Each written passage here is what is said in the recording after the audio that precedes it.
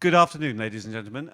My name is Philip Coggan of The Economist, and welcome to this session on 21st century politics titled Institutional Incompetence or Competence, depending on whether you use the brackets. And on a good sign, we've got all the panelists here, so that's a good start on one vote for the competence element. This is an amazing time for the world political system. We have seen 40 years in which the voting turnout in the Western democracies has been declining. We have seen a general decline in the opinion of the general public of their political leaders, so much so that in a US opinion poll last year, politicians were placed below both cockroaches and traffic jams in popularity. We have seen a shift away from the mainstream parties, particularly in Europe, away from the parties of the centre-left and the centre-right, towards parties of the extreme on both ends of the political spectrum.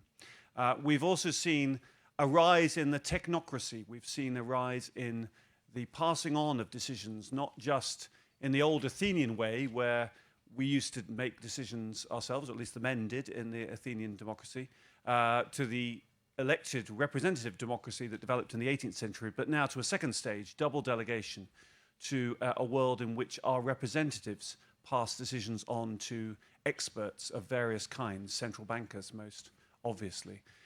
So that less and less can we be sure that the people who are making the decisions are ones that we can dismiss. It would be very hard for the average French person or Slovenian to get rid of Mario Draghi, for example. So in this context, we're seeing a lot of discomfort with democracy and a lot of distrust of our political elite. And some of the economic and indeed military decisions they've taken over the last 10 to 15 years have only added to that distrust. So it's appropriate that in this city of revolutions in Paris, we are here to discuss these issues, and we have a collection of Jacobins and Girondins to enlighten you about this. Tim Costello, on my immediate left, he's heads up the C20, which is the equivalent of the G20 in terms of civil society. That is not the unions and not business, correct? John Evans is of the Trade Union Advisory Committee to the OECD. Dragokos is preparing a report on bribery for the OECD, which is a task in itself. And Pascal Lamy will be familiar to you all as former chair of the World Trade Organization and is now running the Oxford Martin Centre for... Oh, okay, Oxford Martin Centre for whatever that says. So, apologies, it's not right in my note ahead of me. So, we're going to start off by raising some questions for the panel about what is causing this distrust of politicians. And let's start on the economic issue. You can say over the last century that we've had democracy in much of the Western world, that it's been the most phenomenal economic period in mankind's history, and that some would attribute that to democracy, that democracy reinforces economics. But another way of looking at it is that it's easy to get re-elected if you have a bigger pie to divide up. And the problems of democracy that Samuel Huntington talked about in the 1930s and the 1970s both occurred at times when economies were struggling. We're in another period when economies are struggling, and we are seeing this unrest emerge again. So starting off with you, Tim, is it all about the economy stupid? Is that really the issue that is causing... Yeah, we have microphones behind us. Certainly the economy is a major strengthener or weakener of democracy. I think it's actually more about legitimacy. Democracy is from the Greek words rule of the people, kratos, rule, demos, people. And this diffusion of legitimacy to say that actually this is in our interests and we can see it connected to our interests, I think raises the profound question mark when leaders appear to be disconnected in a way where that people say, well, really it's big money, it's big power. Politics ultimately is about power, who gets what they want and who misses out, and more people are saying it seems that we're missing out, and therefore the legitimacy of those who say we were democratically elected and trust us and listen to us has got a big question mark over it. So certainly economics places stress pressures on democracy, but the fundamental question of how is power working, and is it working in the interests of those who classically, the 99% or the 1%ers, is really the question. And I think the most interesting thing that has emerged is a new narrative that is about inequality. It's about how is the structure working. Most people say, why do tax havens even exist? How come there seems to be optional choices for paying tax for some? How is that democratic? These questions have risen right to the top, yes, and I think that's quite hopeful. We're going to come on to inequality with the next question, but John, from your point of view. Well, I think there's two factors. One is, 2008, to some extent, did and should have changed, I think, the whole thought set about the competence of governance, because the post Lehman Brothers crisis was the economic cost of that is still taking many, many years before we get back to levels of employment, living standards, poverty reduction that was actually on train before that. So the level of competence of how governments have gone about managing the global economy, I think, is one factor. I think behind that there was an ideology, because prior to 2008, the ideology was, you don't need a pilot, you just let the global economy work, market forces will sort this out. So actually, despite some exceptions, I think there was an attitude towards global governance which really said, well, you don't need the role of government at the international level to act as a counterforce to markets. But I think it also links into, as you say, we'll come on to inequality in a moment, but just at a very simple level, if you look at the OECD paper that came out on Friday of looking at the top 1%, I mean, in the US for 30 years, you saw average incomes growing by 1% a year. You take out the top 1%, it drops to 0.6%, and that's lower than France. So I think a real trust question of, where is the advantage of the economy going if you're not able to distribute it more fairly in the future. And by the way, we did do with the ITUC, we jointly work on a equivalent body to TIMS, which is the Labour 20, and we did a poll of 13 of the G20 countries with about 13,000 respondents last year to look at how they were seeing the competence of governments internationally. And on your legitimacy question, which Tim's just raised, I mean, I think it was 12% said that they thought that governments were acting in their interest. And that wasn't just union members, it was across a broad spectrum of the population. So I think you've got competence, you've got distribution issues, and you've also got a general sense of distrust, which is a major issue.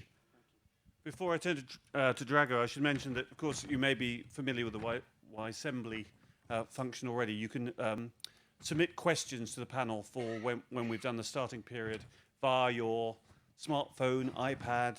You can tweet them, you can smart message them, you can do it via the various internet forum, and then they will appear on this iPad in front of me, I hope, and then I will ask them later on. So feel free to contribute, and there's the hashtag for it, it's the Twitter feed for it, it's hashtag OECD Red, because we're in the red room. Okay, sorry, Drago. Well, I'll just continue where you have ended, and this is the classical question of trust, and we who are dealing with the issues of the corruption or anti-corruption, we spend quite a lot of time and energy on those issues, and for us it's very clear that, let's say, in environments where people are not convinced that their governments are doing everything possible to satisfy that means the citizens' needs, people don't trust the governments.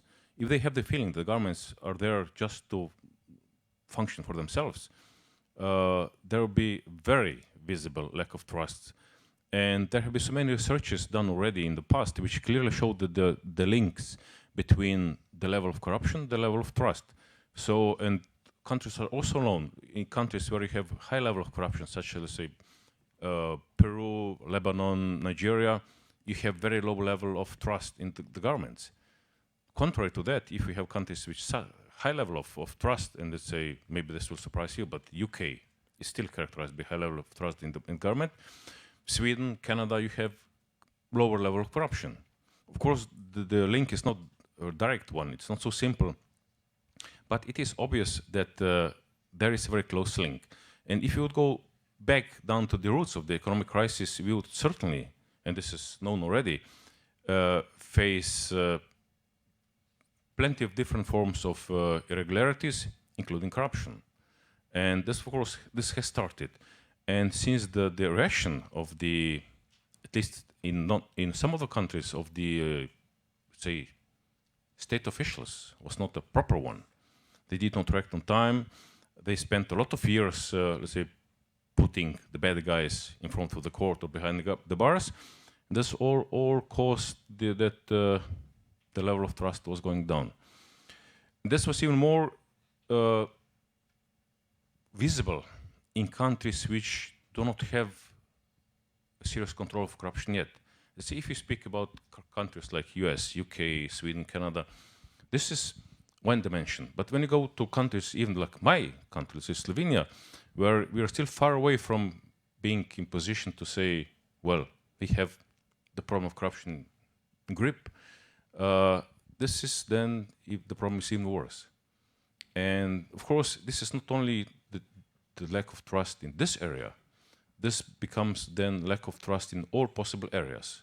And countries, governments, politicians, they need trust of their citizens, especially in the cases when they're fighting problems like economic crisis. Because you'll say, if you increase taxes, if you decrease the social welfare, you need trust of people. If you don't have it, then you face sometimes even violent reactions from the side of the public. Yes, I think a lot of people underestimate the importance of trust within our economy generally. I mean, I came here from London on a Eurostar on a train driven by a stranger who may have had suicidal thoughts for all I knew. I ate a sandwich provided by somebody who could have poisoned me if he'd wanted to. I paid for that sandwich with currency, which was just a piece of paper, which the person on the other part of the transaction took as having a value, but there is no gold or silver backing that particular piece of currency. It's just we trust each other and we trust to get goods and services that are of value in return for tokens which have no real value. It's you don't think about it in the course of your day-to-day transactions, but without trust, economies wouldn't function at all. But Pascal, you've got this sort of global perspective on this, having seen trade as an area where trust is incredibly important, isn't it? Yeah, let me take a slightly different angle. I think there are very good reasons why legitimacy is more difficult to deliver than in the past, and why trust is less available than in the past. And I think the basic reason is that people get less stupid. They are better educated, they have a more critical voice, they can feed what they think about political issues in a much more sophisticated, informed way than in the past. So I'm afraid we will have to live with people who are becoming more intelligent, and which, at the end of the day, I cannot help not finding good news. So it's something which I think is there now. Now, the problem I think we have is that most of the issues that our societies face, and I think it's true all over the world, stem from a lack of a proper long-term perspective. And I think this is where democracies have a structural problem. As a well-known European Prime Minister said some time ago, we all know how to fix our economic and social problems. We simply do not know how to be re-elected if we do that.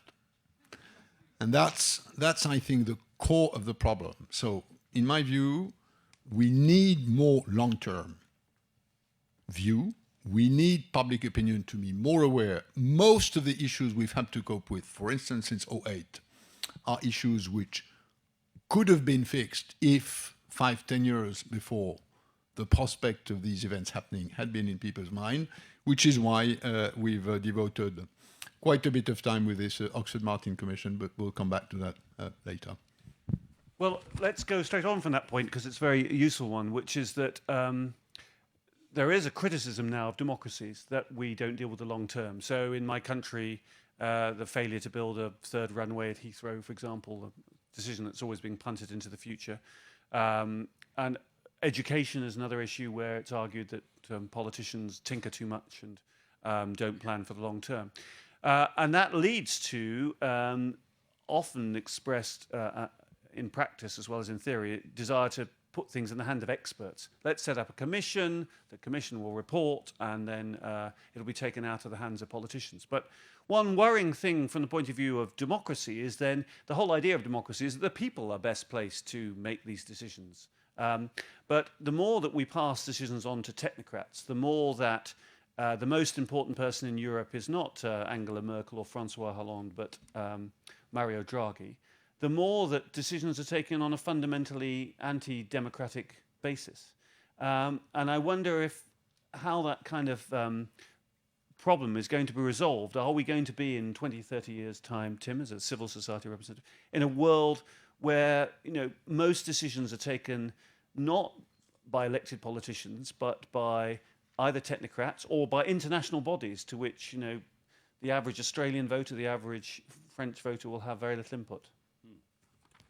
Yeah, no, I think the short-termism of the democratic cycle is the fundamental flaw in the system. We know that climate change at the moment, even where the experts overwhelmingly agree that we are in dire straits, we aren't able to address because politicians say any sacrifices I now ask of you, my constituency, we won't see the benefits till 2030, and I'm running in 2014, not 2030.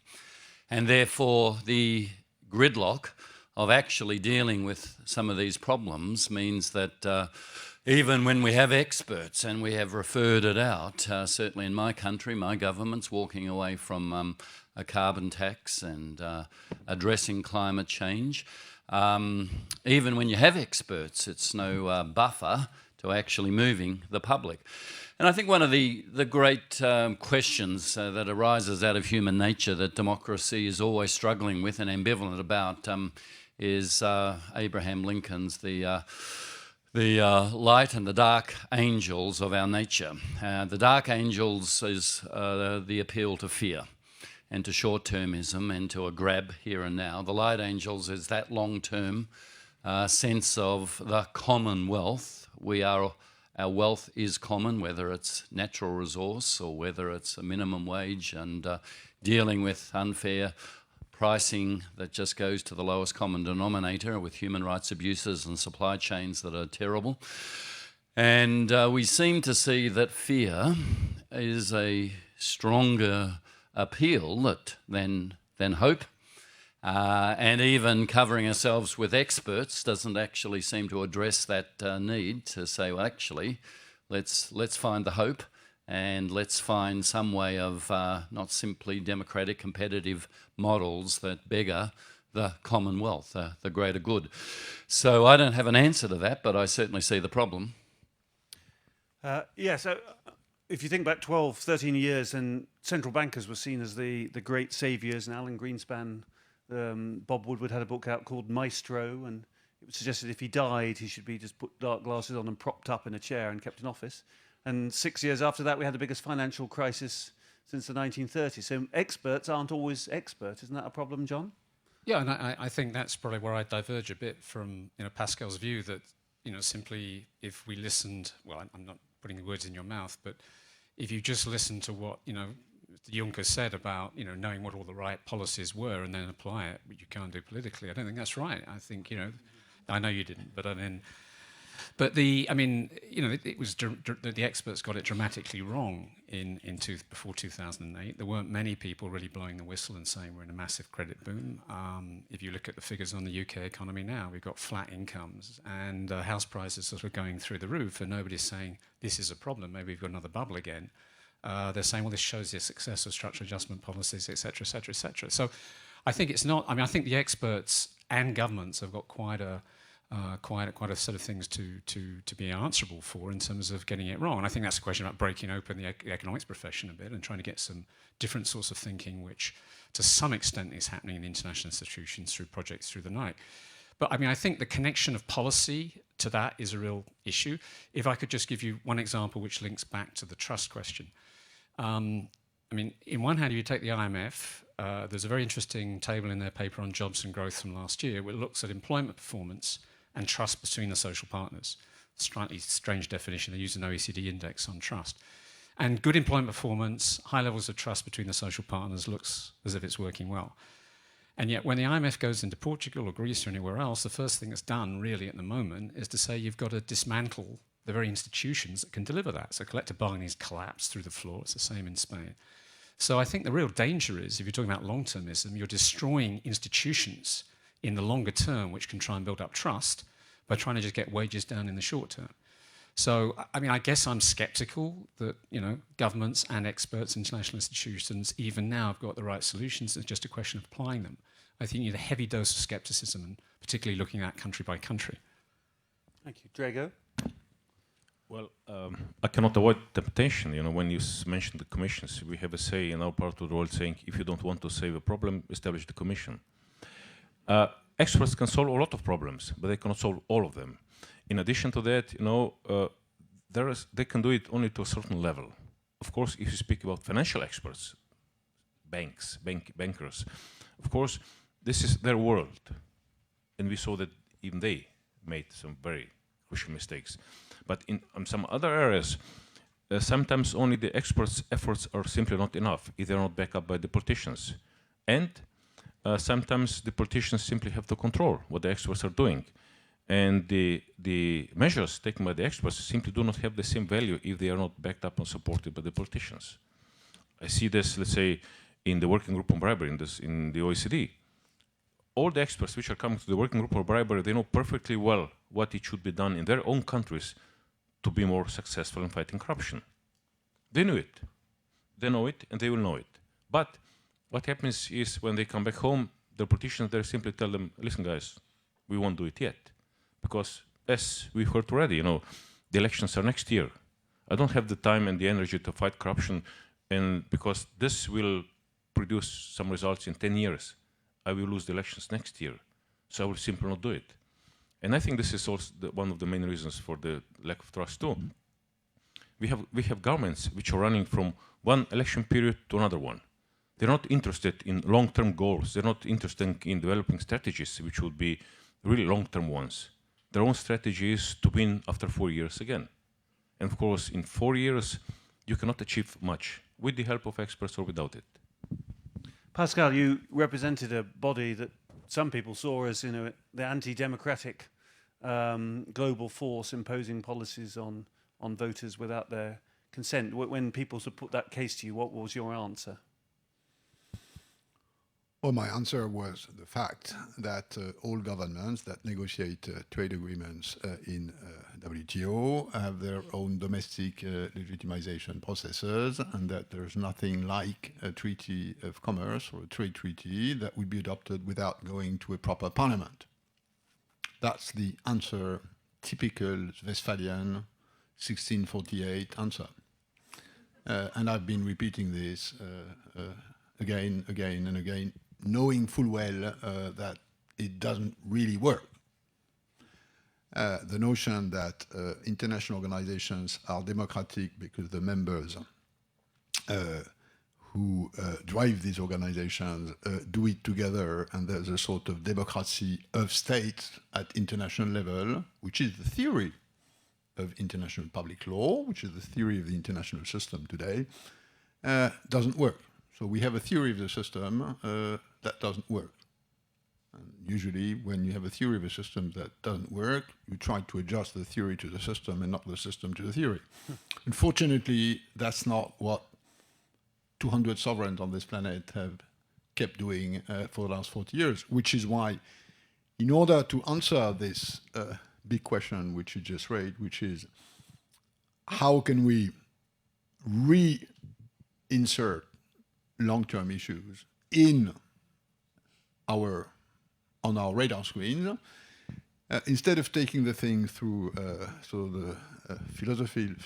political philosophy, this Oxford-Martin Commission, which I had the big privilege to chair, looked at clinically at what worked and what didn't work in terms of addressing global issues for the last 30 years. So we took 10 issues that worked, 10 issues that did not work, and then we desiccated why did what work and what didn't work not work. For instance, why did HIV/AIDS work reasonably well? Why did the ozone layer work well? Why did Y2K work well? Why did financial regulation before 2008 fail? Why does ocean depletion fail? Why does climate change so far fail? Why is tobacco control somewhere in between? And the answer to that is, and I'm just summarizing it in 45 seconds. The answer to that is, first, there is a long chain that starts with knowledge, that then has to go to awareness, that then has to go to mobilization, and then has to go to action. So it's typically not something which is the expert or the politician. You have to build the different arches of this bridge, and if you only build the starting one or the ending one, it won't work. Second, one of the big differences between what worked and what didn't work, and this is, in our view, a big lesson for the future, is coalitions. So the model which seems to us to be the most adapted to dealing with these new issues, and all of them are long-term, is coalitions where you have businesses, big multinationals, for whom not solving this problem is a domestic strategic conundrum, civil society organizations, which build on people getting more intelligent, and some sovereigns or sub-sovereigns, and the largest part of the sub-sovereign constituencies now big megapoles, megacities, and alliances and coalitions between these three stakeholders who decide to go in the same direction, not for the same reasons, but because they all have this problem, is, in my view, and in the view of the Commission, the right way to go. Now, back to my initial point, this implicitly means you have to reform the Westphalian system. You have to demonopolize international relations from the monopoly of 200 sovereigns. Other than those have to take a part of the power system. Now, I know it's a bit disturbing, but if you look at facts, not theory, if you go back to why what works, works, and why what doesn't work, this is the biggest operational conclusion. Well, let's continue with that theme, because the interesting thing is how you reconcile that with democracy. I'm sure we all agree here that many of the issues we face in the global economy are multinational. So from tax evasion through climate change to terrorism, all of these have an international component. But we don't really have many democratic international institutions. We have the European Parliament, which for which the turnout in vote is quite low and which isn't generally seen as a huge success.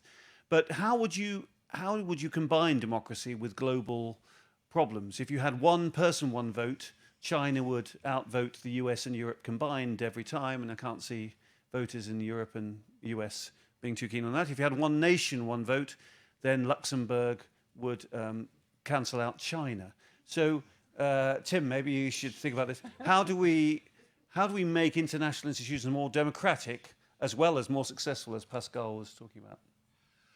I don't know.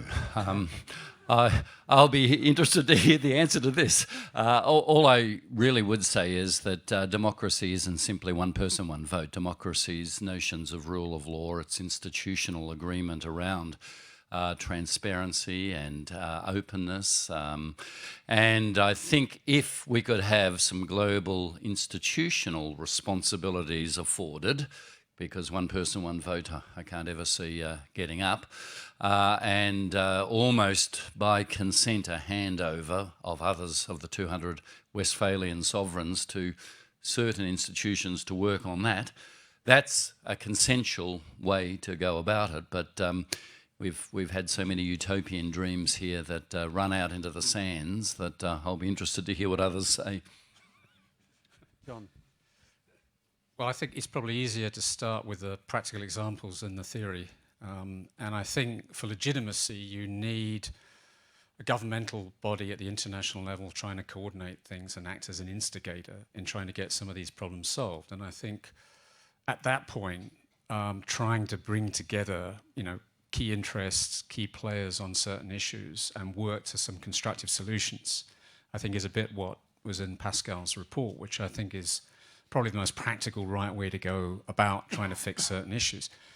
In our area, there are certain issues where we can sit down at the G20 level with business and try and say, can we be working on an agenda of raising apprenticeships, trying to get in better quality apprenticeships, deal with those sorts of issues.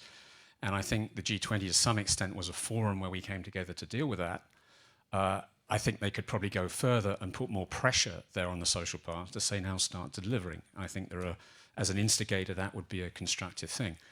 There are other issues, and on the agenda on international corporate taxation that Tim alluded to, I would say we're pushing back very much against business at the moment to say, look, you can put 100 tax lawyers in the room, but at the end of the day, as long as the Isle of Jersey is still the largest producer of bananas in the world, because it's a tax haven, not because they produce bananas, then we've got a problem there. So I think at the end of the day, government has to be stepping back from that process and saying, where is legitimacy, where is efficiency, and what can be delivered? And on some issues, say, okay, to deal with the problem internationally, you need to get those players acting together and dealing with it. Another time we had to stand back and discount the actual political influence of some particular lobbies. Drago, it'd be interesting your perspective as a Slovenian within the EU. So 2 million people within a confederation of whatever it is, 350 million, 400 million. Do you feel Slovenians' voice counts more than 2 million people might expect in such a big area, or are you just drowned out by the Germans, the French, and the whinging British?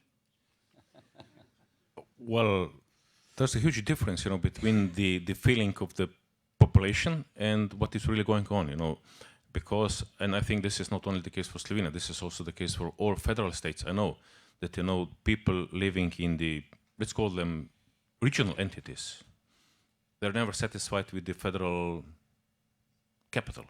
They always have to say something against it. So in our case, as much as we hated Belgrade when we were part of Yugoslavia, now we hate Brussels. That's the simple feeling of the Slovenian population. Of course, in practical terms, we have much more to say. Let's say we have one of the commissioners, we have our MPs in the European Parliament, so this works. But I'm still afraid that this does not add anything to let's say, to the confidence, to trust of Slovenian population into the European Union institutions. And now getting a bit away from Slovenia, I'm afraid that we will never be able to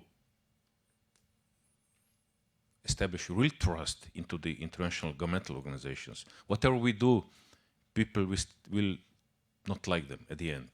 And maybe the way of developing things is the way how the European Union is doing now. The European Union has been established as a loose alliance of countries. And now, through years and on a long term, European Union is more and more turning into supra-state, because it's getting institutions. It has the government, which is called the European Commission. It has the Parliament.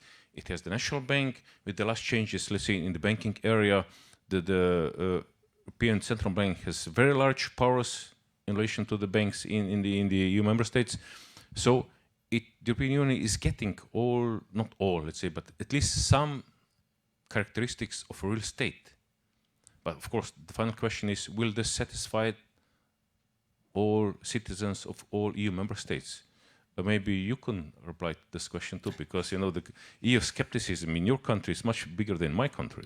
Well, absolutely. I think there's a problem with the democratic deficit, and I think it was most shown up in the various referenda that were held in Ireland and Denmark, I think, where the population are required to keep voting until they get the answer that Brussels wants, as if they're naughty school children having their homework remarked. And I think that's a big issue. We have this problem of international problems, and at the same time people demanding more local decision making. So the breakup of Yugoslavia into constituent states, the possible breakup of the UK with Scotland disappearing, Catalonia wanting possibly to secede from Spain. There's a demand in this huge world in which everything seems to be coming in from goods from China and workers from other nations for more local decision making, and yet we have that demand from the public at the same time as we have the need for international decision making to solve our global problems. And Pascal, how do we reconcile those two things? I will not answer this question today the way I would have 10 years ago. Notably because of the time I spent in Brussels and then this time I spent outside Brussels looking from the outside at how Brussels was working. And if the EU has a democratic deficit problem, which it's had, although it's not because of institutions, no, world governance has a democratic cliff. My answer today is that the solution is not in, and again, that's not what I said 10 years ago. I wrote a book 10 years ago about how to democratize world governance. I think the mistake is to try and emulate national or local democratic systems at the global level. That won't work for one simple reason, which is that democracy works where people have a sense of belonging, where there is a community, and where the legitimacy of power has to do with a sense of the people that this community needs power. And after all, again, that's good, because power has to be near to the people. So the basic question is legitimacy. There is ample room for an improvement of the international governance system, but not in the direction of dreaming that one day this will be a democratic power system. It's too far away. And unless 9 billion people at the time on the planet feel that there are 9 billion of citizens of the world, which I think will not happen anytime soon, then you have to look at the thing the other way around. You don't have to look at the thing of, how to globalize local problems, but how to localize global problems. How to treat global problems at the level where there is legitimacy. And this takes me back to this coalition model, because this is something where civil society is quite good at localizing global problems, at rooting the awareness of a number of global issues in domestic, local public opinion. So I think that's the way to go. I mean, it's not either or, but we cannot put all our eggs in the basket of improving global governance. And I would agree 100% that many things can be done, but that won't solve the essential of the problem. Let's go back to inequality, which we touched on at the start. Perhaps the statistic to spark a revolution, which came out and which we published in the autumn in The Economist, was that in the 4 years 2009 to 2012, the top 1% of the US population by wealth had real income gains of 31%, and the bottom 99% of Americans had real income gains of less than 1%. So the Occupy Wall Street people were essentially right in dividing the society in that way.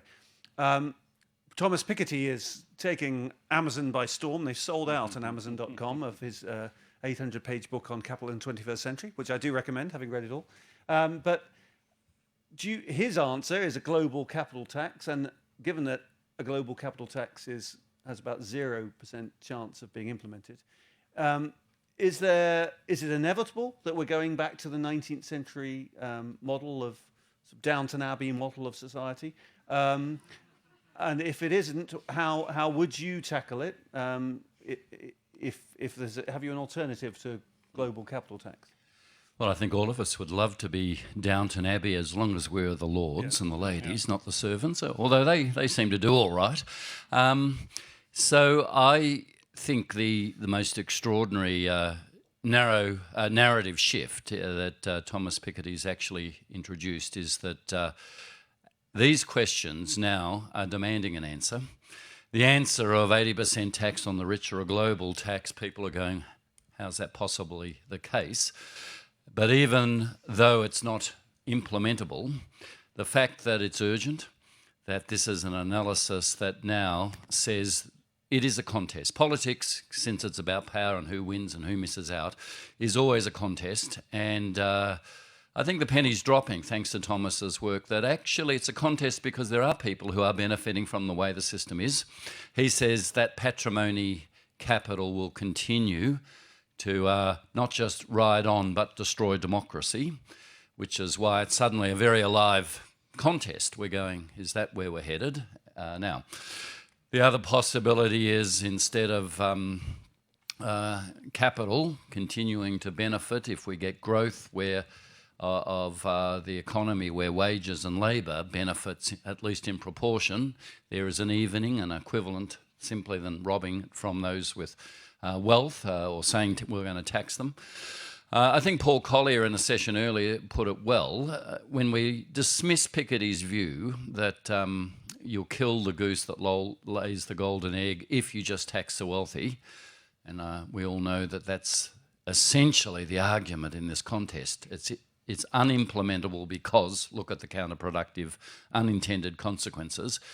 An alternative view, which I think has a chance of winning, and Piketty certainly contributed to this, is if everyone is paying tax, if it's not simply optional for some, and our friend from Oxfam saying that multinationals are paying 5%, most businesses paying 30%, the profound unfairness of how the system is at the moment, I think, is a winnable aspect of this debate, rather than 80% tax on the rich.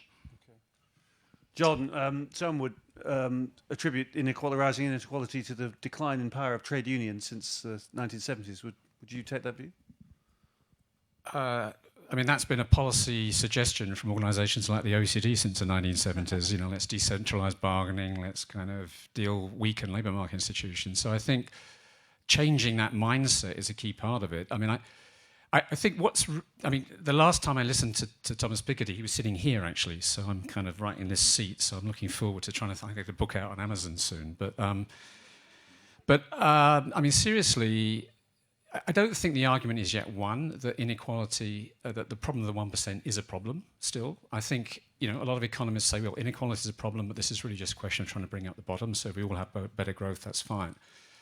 I don't take that view. I think if you look at the connection of what we were talking earlier, if you look at the 1% of the United States, the share is, you know, your paper has pointed out, jumped from 8% in the US to over 20% now. As I said, I gave those figures. If you look over 30 years, that the 99% is losing nearly half of the actual increase in income. But that's actually building into the system a major distortion, which is essentially the sort of the goods, the sort of the market system is being really loaded in a very distorted way, which actually now, according to IMF work, actually undermines growth in the longer term.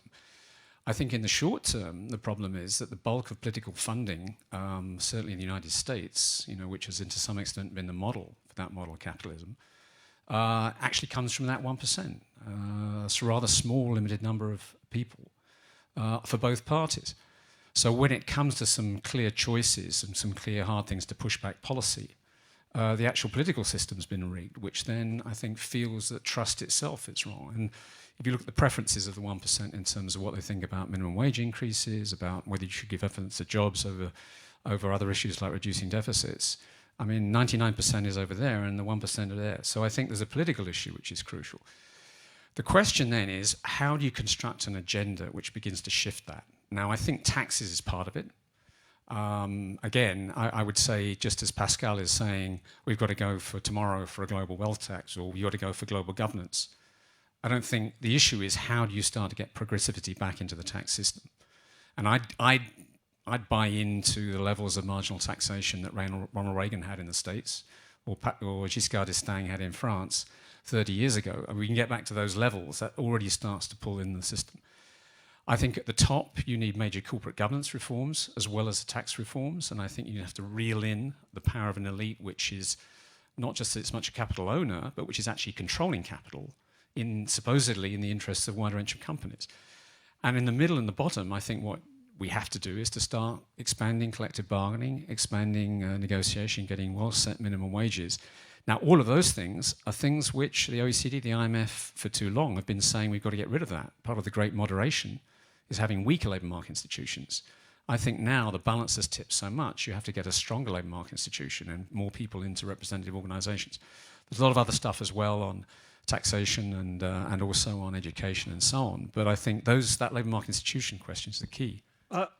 Just come back to you on the education point. Another hot book, Brynjolfsson and McAfee's Race Against the Machine, points out that you'll either be a complement to a computer or a robot in future, or you'll be competing with them. And if you compete, you'll be on minimum wage or low wages. And one example, for the most common job for a male in America is driving something, taxi, truck, van.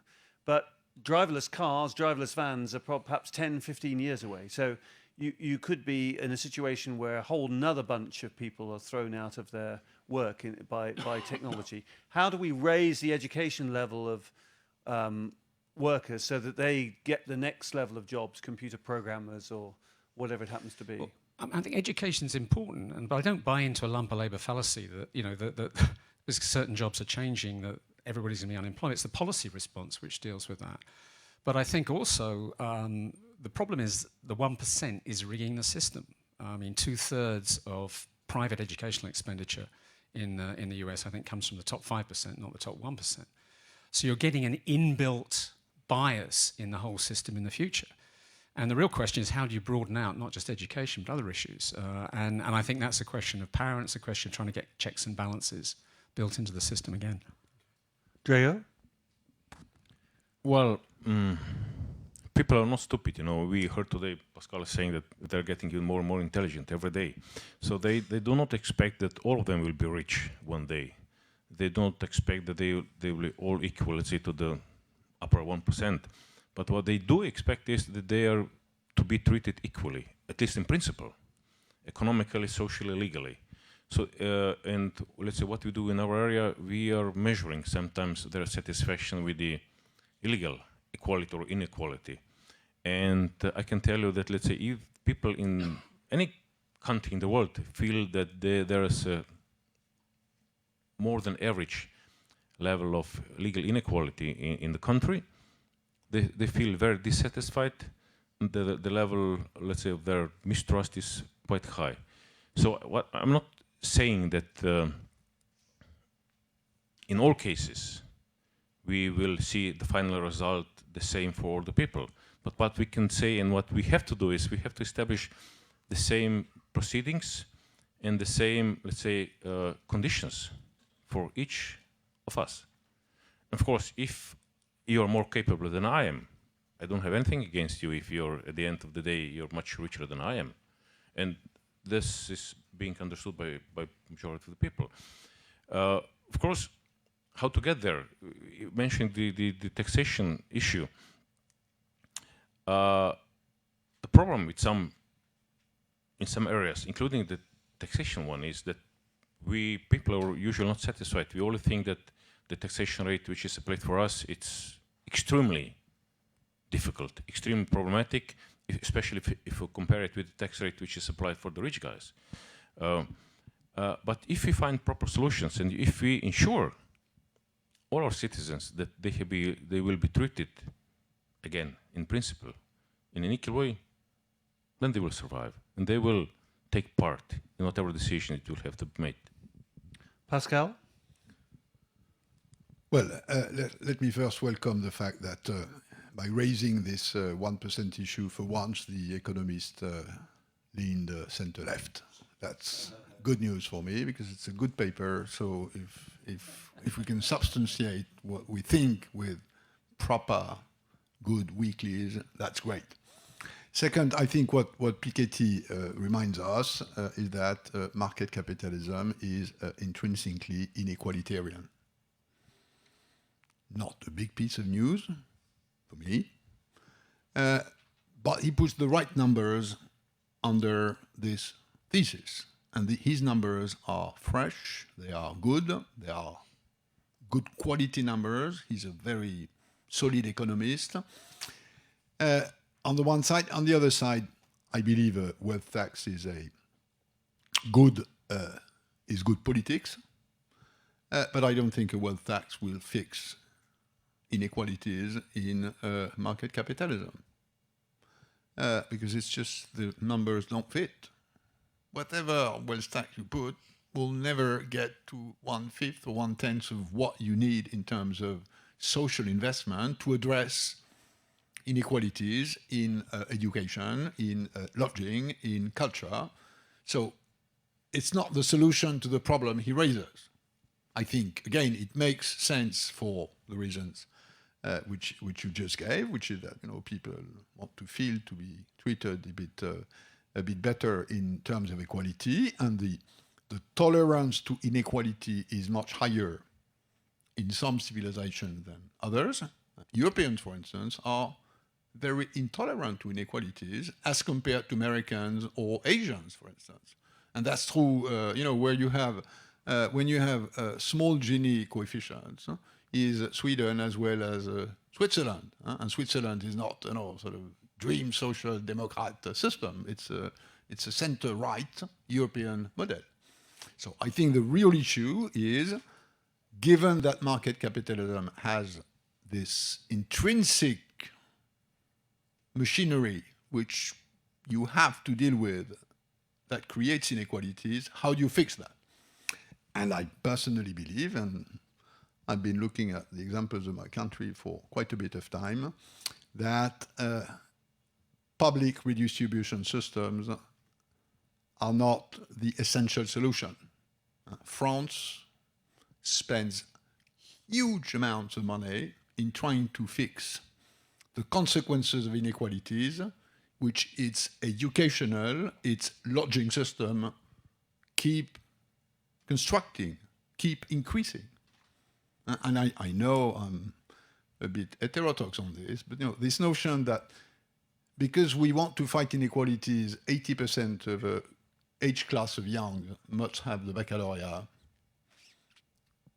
leads to people having a 25% rate of unemployment, whereas in a country which is next door, which is Switzerland, 20% of an age class has a baccalaureate, and they have a 5% youth unemployment rate. So again, sometimes let's look at numbers and results on the ground.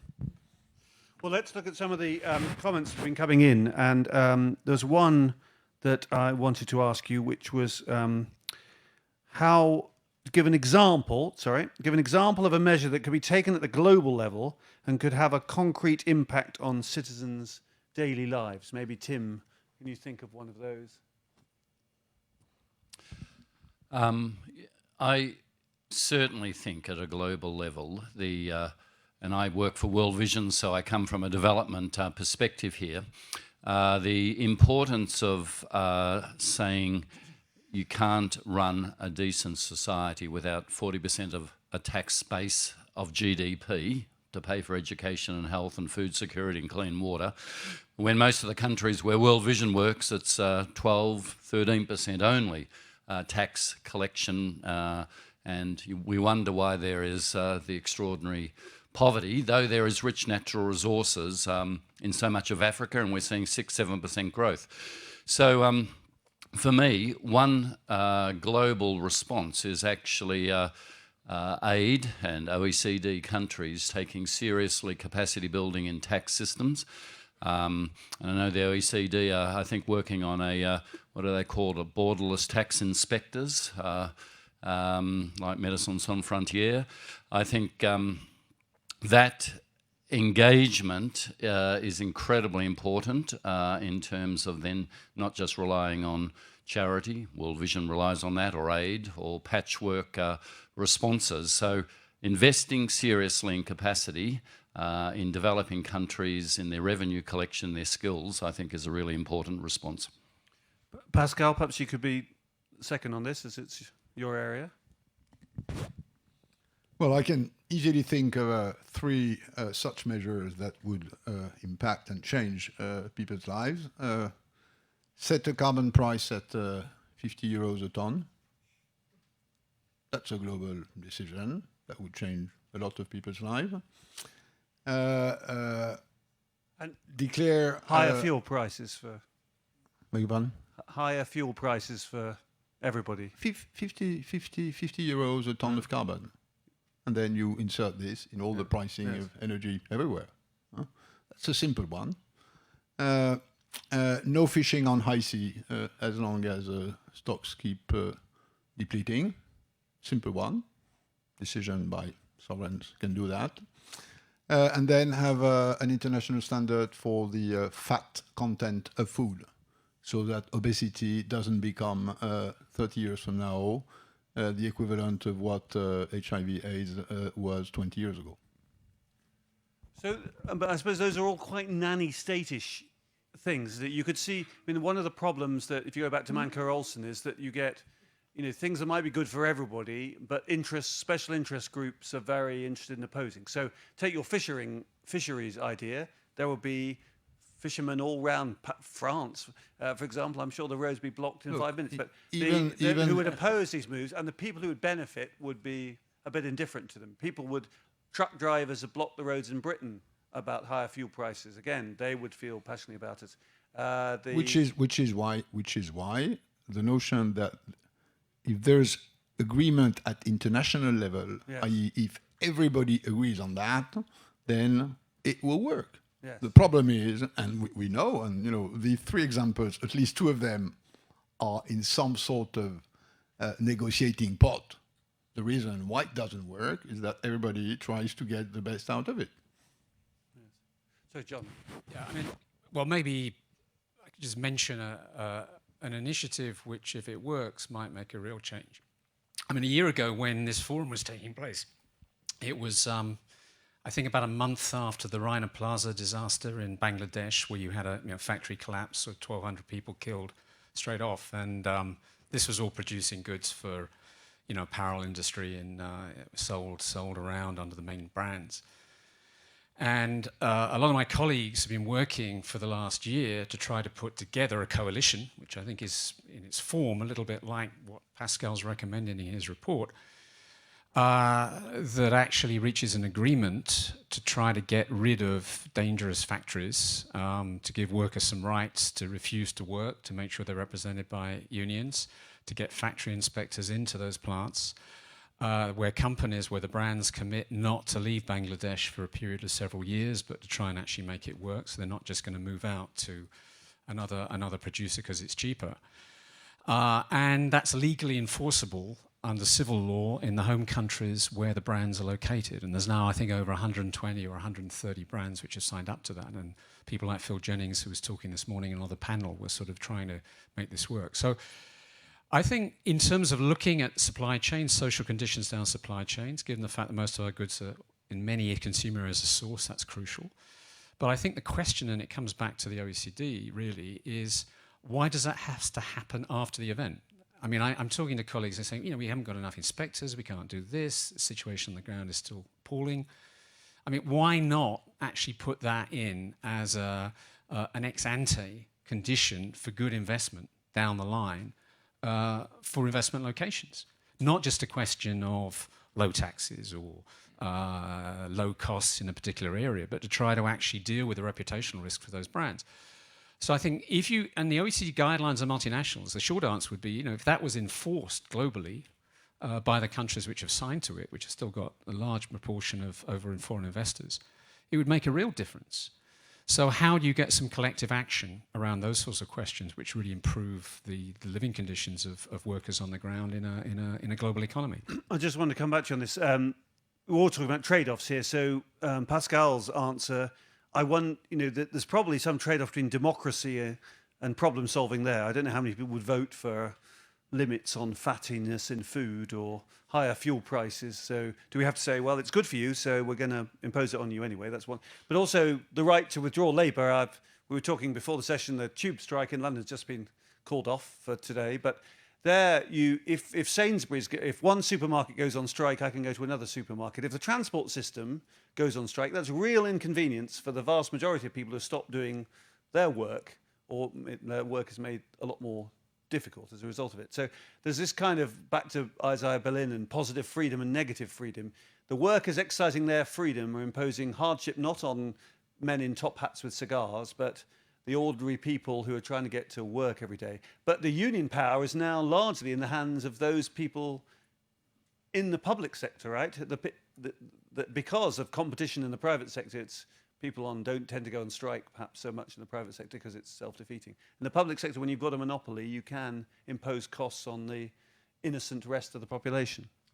Well, just 2 points. That's a good economist point of view, which also called Piketty the new Marx, if I may say, last week as well. So you're moving away from your centre-left position there, Michael. But no, I mean, just 2 points. One of which I think, and certainly the large majority of my colleagues in the trade union movement would see a good industrial relations system gets to a situation where people don't have to go on strike. You reach agreement, you do a deal, there's trust between the social partners, then you implement it.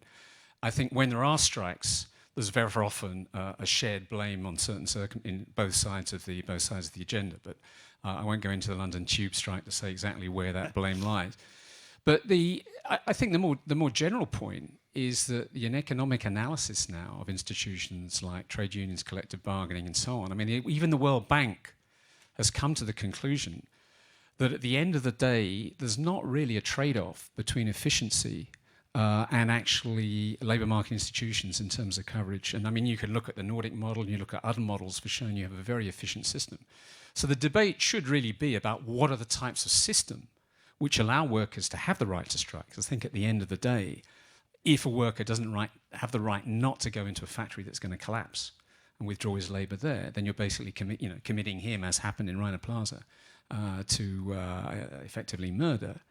But even in a less extreme situation, that's an extreme sanction withdrawing the right to strike. So the issue is those institutions are not necessarily bad for efficiency. If you get it right, you can have that both. But what they do is they reduce inequality, and that gets back to the argument. I mean, there's a very nice curve between levels of union membership and levels of actually pre-tax inequality in different countries. So if you don't want to put all of the emphasis on the tax system, I think the real issue is how do you start raising wages again at the moment and starting eating into those rents of the top 1%. Let's go to another comment from the audience, which is, Drago, I'll ask you about this one. Is revolution a better reallocation mechanism than education and taxation reforms? Now, perhaps the answer is a difficult question to answer, but maybe the related topic is, if we don't address these issues of inequality, if we don't increase trust in societies, will we have revolutions? We've had many in history. Will democracies break down altogether? You're right. When you don't go far back in the history to find those revolutions. Let's say we have so-called Arab Spring. We have some very, let's say, very hot events in the Balkans in the last year. So I'm not saying revolutions are a good thing, because they usually bring many bad things along, and it is difficult. With the revolution, you usually destroy everything what is there, and you have to start building things from the scratch. But the fact is, if we will not develop things as education, if we will not work on taxation issues, if we will not work on the, let's say, legal equality issues, then of course citizens are becoming more and more dissatisfied, and sometimes they react abruptly, and you have big problems as you have some countries in, let's say, in the Arab world. And speaking nowadays with some citizens of some countries in the Arab world, you could easily see that not all of them are very happy what was the final result of those revolutions. And what is even more present there is they're saying, well, it's not over yet. You see, we are not done yet. We will just wait to see what the new government will do. Let's say I've been to Ukraine 1 month ago, and I'm even surprised to say that guys are still sitting in the Maidan. No TV, of course. No, it's understandable. There are some different problems in Ukraine, but Ukraine revolution is not over yet. Guys are still sitting there waiting what the new Ukrainian government will do, not in the terms of fighting, let's say, pro-Russian activists and people who would like to get away from Ukraine, but in the terms of fighting, let's say, corruption, fighting economic inequality, and so on, so on. And they are very clear on that, saying, we will not give them so much time as we gave to the previous ones. Now, our patience is very short term, so we will do it again.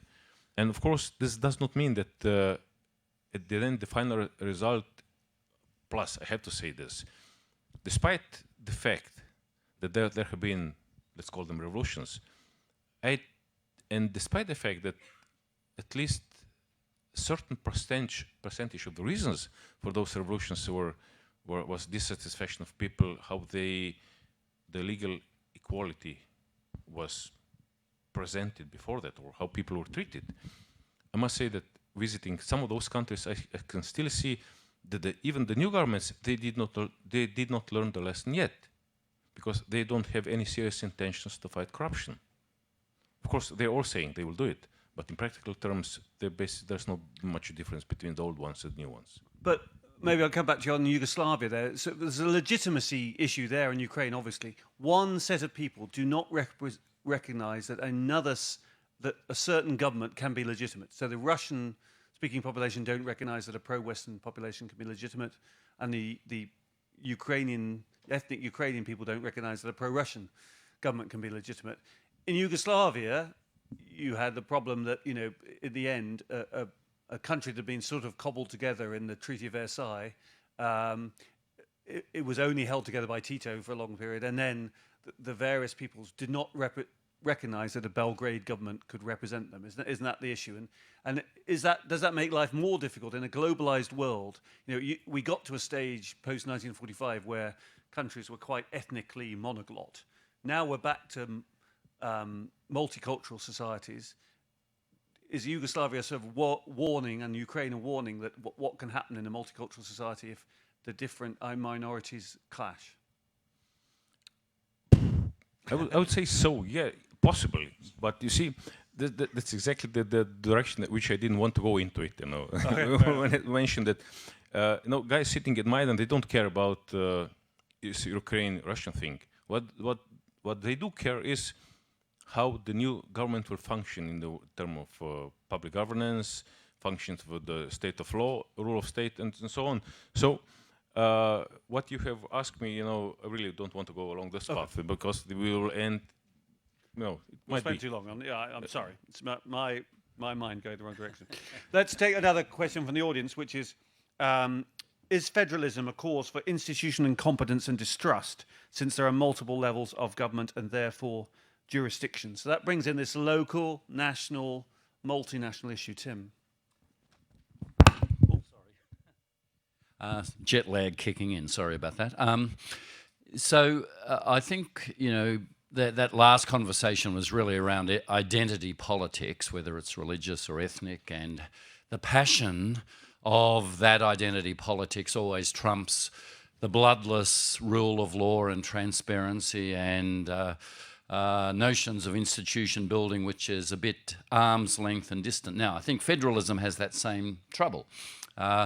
When it's local and it's a natural community and there is an energy zone around who we are and what we want, to then have another layer of government, and we've got this in Australia, 3 tiers of government, where there is a loss of legitimacy, because clearly it is duplication, it is overlapping, it is turf-conscious fighting over do we have the right to raise revenue for the responsibilities to deliver services which are overlapping, actually is a bit of a nightmare. And in Australian politics, given only 22 people but a continent the size of the USA without Alaska, you're going to have a number of local state governments, but the overlapping of a national government robs a sense of focus, of energy, and it's a problem we haven't found a way of solving.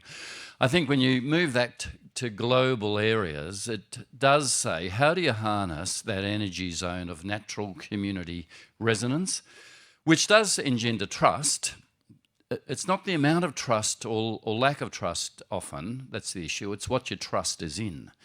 So certainly President Putin has huge amounts of reservoirs of trust from people in Russia now for his stance on eastern Ukraine.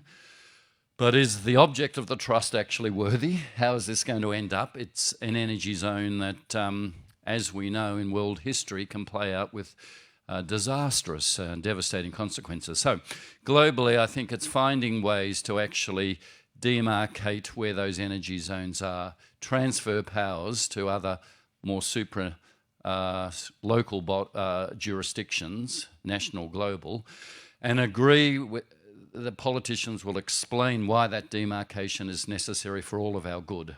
Really tricky, takes high skill and sophistication, and usually politicians play the push the button of ethnic or religion or local tribe rather than handing over the powers.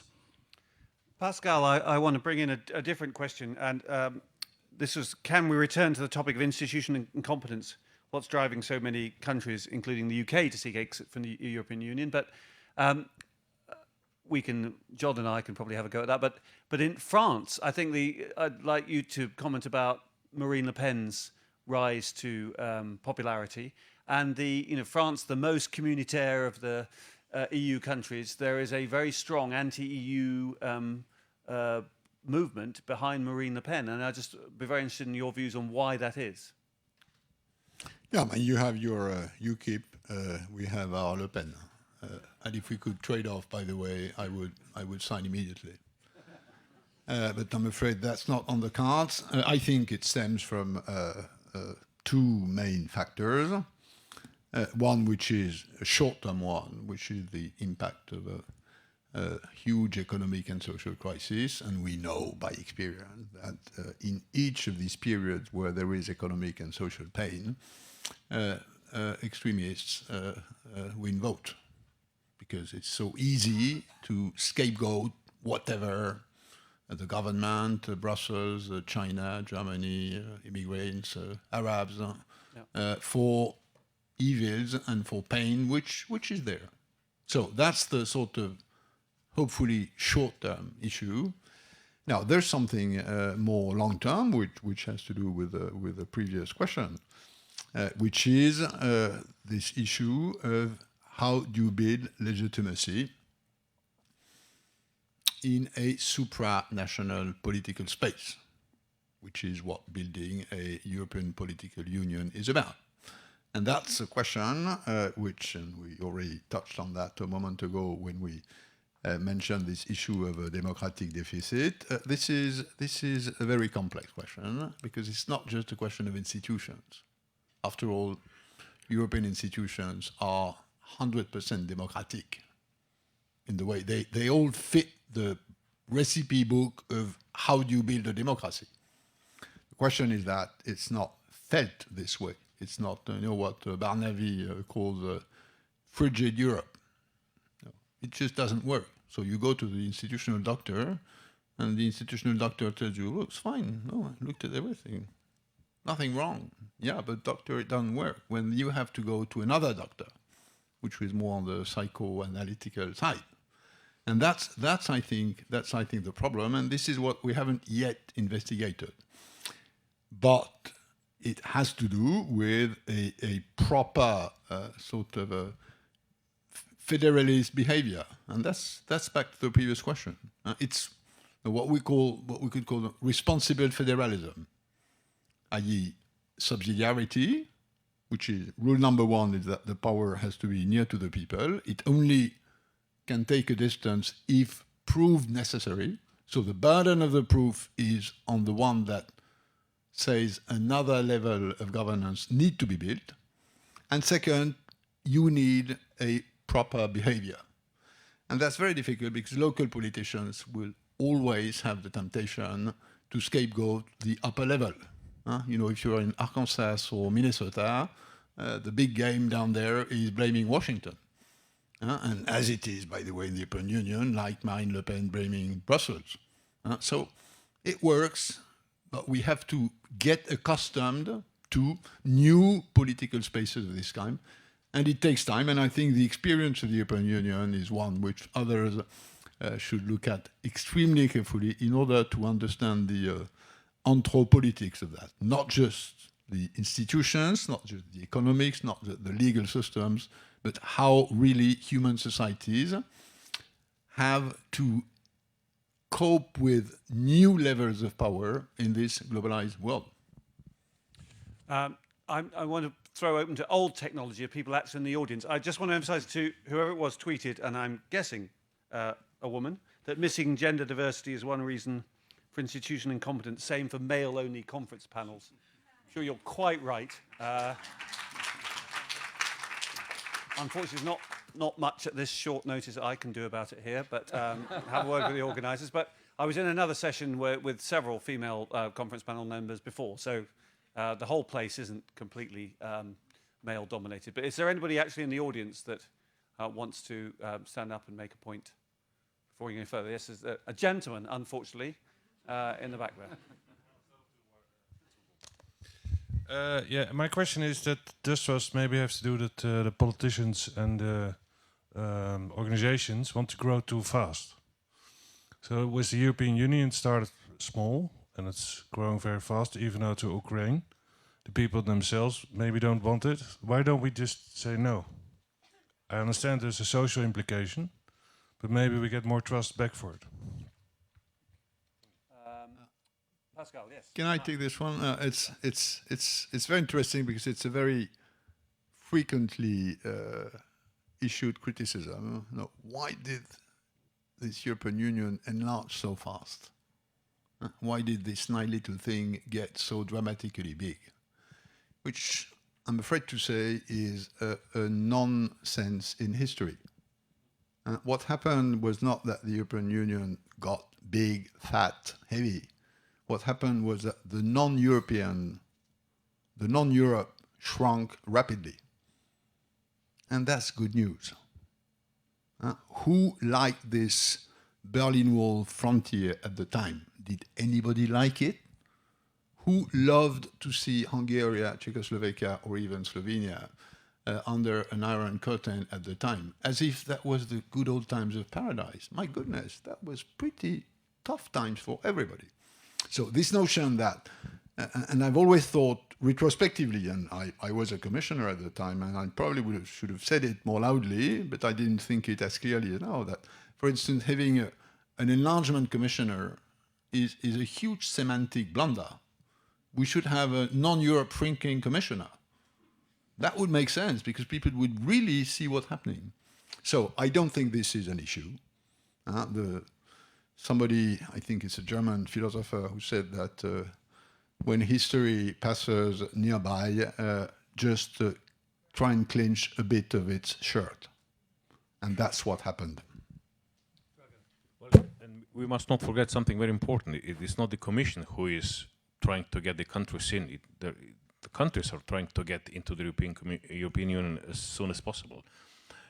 And whatever the European Union does, to keep them away for a bit, it is always too late for the countries, and because they all think that they are capable of being EU member state as of yesterday, not today. And this enlargement mechanism of the European Union, they are doing, I won't say they're doing a perfect job, but what they are trying to do is now they're really establishing very tough standards for the countries which would like to join, not only in theoretical terms, but also in practical terms, because they have learned some lessons. After the big boom of big expansion of the EU in 2004, which involved 10 countries, and soon followed by Romania and Bulgaria, and now some years ago, 2 years ago, I think it was Croatia, things have slowed down because European Union has learned the lesson. It is not only enough to satisfy the, let's say, the legal requirements to enter the EU. What the European Commission is now asking for the countries, the candidate countries, is also to show in practical terms that the standards of the European Union have been satisfied. And for this, countries need much more time than simply for changing the laws or establishing new institutions. Applying those standards in practical terms, this is a hot potato, but they have to deal with it. And if they don't want to do it, nobody can force them. And for sure, the European Commission is not the one which is forcing them. And at the end, don't understand me wrong, I'm not a big fan of European Commission. But I see what is happening in this area. Countries are simply rushing in, and they would have to be kicked back as long as they don't really fulfill everything what is to be fulfilled. John. Sorry. A lot has been said also about the kind of institutional approach and so on. I think the single greatest factor which would give some confidence back and which would expose the argument that we can just blame the crisis, for foreigners, or we can just blame it on Brussels, or we can blame it on a different level of government, is that at different levels there is a certain sense of hope given back to an agenda which seems to be working, which is beginning to sort of work out of the crisis. And at a European level, I would see that in terms of trying to move away from a total language about austerity all the time and fiscal consolidation, to say, well, we're in a phase where we need to have some investment in infrastructure, we need to have a phase to have investment in jobs, we need to try to be dealing with some of the worst points of inequality, we need to be also tackling some of the questions of tax evasion and tax havens moving in different areas. And we need to deal with the question of what was seen to be a financial sector which was too big to fail banks and so on. Now, there's a partial agenda around some of those issues, but what seems to be lacking at a European level is, if you like, a narrative which pulls that together with some senses of hope. I suppose to some extent one would hope that the European elections will allow people to sort of jump on that, but I'm not sure it will happen. But at different levels of government, I think, and different levels of international institutions, the same applies. I mean, if I could just say one thing in a way that the responsible area that Drago's responsible for, which is the OECD work on bribery. I mean, 20 years ago, bribes could be deducted from your taxes by a German company. You could just deduct your bribes and that was fine. Now those same executives can go to prison. And it's because essentially of an OECD instrument which has actually outlawed certain activities. So I think working on certainly coalitions, as Pascal would say, but then also governments getting their act together on certain issues which are seen to be impossible to deal with at one point, does give some sense of hope. I think that the test now is the question of based erosion profit shifting. Will there be an approach of international coordination to say, well, companies need to basically pay taxes where their production areas are, not what happens to be simply a low tax haven for whatever reason. If you can get that back into a public discourse and political weight behind it, I think that's in companies' interest ultimately, as well as in the public interest and the government interest. So I think it's delivery by results on some of those areas, which is the only way to break out of this sort of morass now of pessimism. And you may get your wish, the EU may get smaller if the UK leaves in 2017. But another case of blaming the outsiders to sort of stop the world I want to get off mood in the UK at the moment. Another question from the floor. Yes, there's a lady in the middle there. Thank you. My question is more related to institutional capacity. We've seen a lack in many countries of government capacity, of ability to administer good governance. And that leads to further disrespect and distrust of the government, which then leads more people, potentially wonderful public servants, to go into the private sector instead of the public sector. And it's a self-defeating cycle. What can we do to stop this cycle and go the other way? Tim, perhaps. Yeah, the budget in Australia, which will be brought down in May, will sack about 14,000 public servants. So what you're talking about is a ill wind blowing, saying it's only the private sector that creates wealth. Public servants and governance actually is just a parasitical burden on it. And the shifts here, I think, are very deeply troubling. Once upon a time, we used to talk in Australia about the public sector where you had security of tenure, where you got paid less, but you attracted the brightest people because they had security of tenure, and they would see public service for that as a fair thing. We've absolutely abandoned that security of tenure. It's incentives and bonuses and now massive cutting of public servants, so much so that the notion of a public sphere and public good is questionable, dubious. There's a prejudice against it. And notwithstanding what I've said about politics, I think politics is a very high vocation. Vocation is the word for calling, voca, Latin to be called. I think whether it's a public servant's political vocation or a elected representative's political vocation, it is a very high calling. And the profound loss of trust and that disconnect, I think, is one of the most deeply disturbing things I can see, because if the public aren't understanding that good governance and the brightest people and a notion of service is a high calling, we all lose. So I think that's a worry. Pascal, is it possible in France that there's plenty of people want to get on in the public sector, and perhaps the private sector is less respected in France, and the public sector is still the route to success? I mean, I think the answer to this very important question is roughly the same everywhere, but notably in developing countries, because I think the question had more to do with the institutional capacity building in developing countries. I think that my experience, and it may not be theory, is that answer number one is grow your middle class. Your middle class will wish for a proper, clean, stable governance political system. Because if you are the coming middle class and you remember where your parents or grandparents were living and how they were living, you have a huge interest in having a government that preserves this move forward. Second, pay your civil servants properly. And that's true everywhere. I mean, I would wish in France, for instance, there would be 1/3 less civil servants, they would be better paid, because they probably would be better if they were better paid, because there is a competition on the labor market. And I think in many developing countries, and you know that, and I've been working with Transparency International for many, many years now, one of the big problems is that many people who are in a public position make their living through the money they get from the people. And there's no way out of that. If your civil servants keep being much poorer than the average of the population, it won't work. So I'm sorry, it's not a very clean theoretical model, but that's where looking at what worked and what didn't work in the countries I know, I think where the difference is. I can see two hands raised. Maybe we have both questions, as I know we're short on time, and then we'll try. Gentleman here and then the lady in the middle there. Yeah, sure.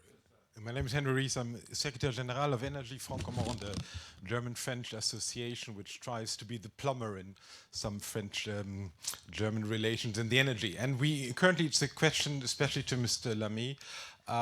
We've got this takeover bid, if I may say so, for Alstom by General Electric and Siemens. I don't know if it's really a takeover bid. It looks like pretty much decided.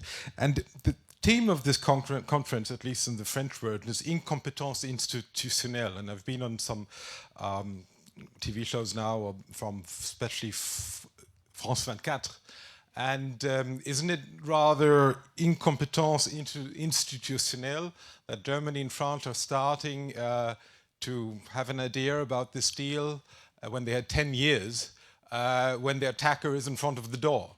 So, I mean, okay, our Europe has been founded with Jean Monnet, Charbon, Acier, Euratom, and all that. We don't have an energy thing, but shouldn't we, at least in Germany and France, make up a mind on this energy sector? I have a more general question of institutional capacity of governments. Nowadays, just world is becoming more unstable, and more crises are happening all over the world, and each country is either political, economical, or social. Some crises have global nature, some are happening inside, like internal nature. So how can governments adapt to this environment with more crises which they have to handle? So, like, I mean, how they can whether supranational governance is better or more independent governance is better. Thank you. Pascal, maybe you want to answer the one about the takeover bids? Yeah, I mean, I'm sure, looking at the past, the French and the German could have been better at trying, I'm not saying succeeding, trying to align their energy policy. But it just didn't happen. Remember full well, for instance, when Germany took the decision it had to take, it believed it had to take on nuclear energy, there was nothing like prior consultation or discussion. So that's it. I think it's more the question of politics than a question of institutional incompetence. Now, I wouldn't relate the Alstom-Siemens deal to that.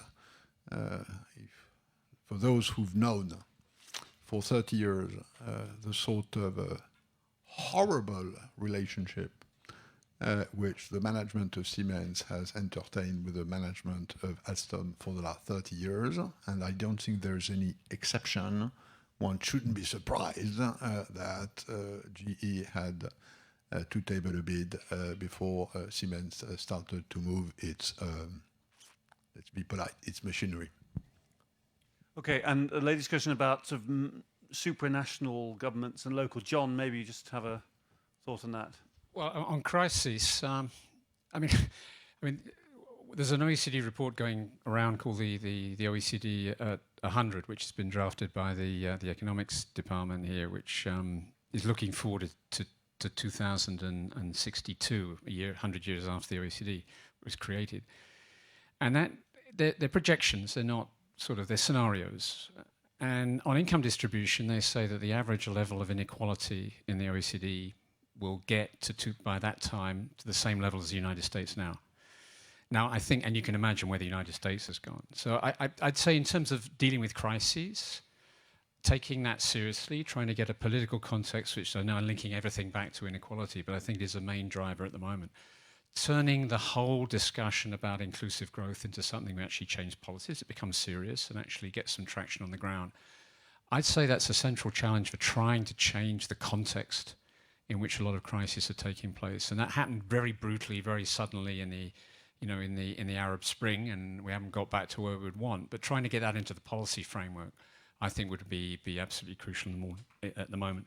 And in different levels of international institutions, we haven't talked a lot about the International Labour Organization, but I think trying to get a parallelism between some of the international financial institutions and the question of what is said on the labour and social side, and get governments also, even in a non-federal system, take those standards seriously in their commitment, is a part of trying to move to that more balanced model of growth, which is right. So I think that's the context. If you don't want to have more social strife being stored up in the future, taking some of those issues much more seriously in the future by economists as well, and by the OECD is absolutely central.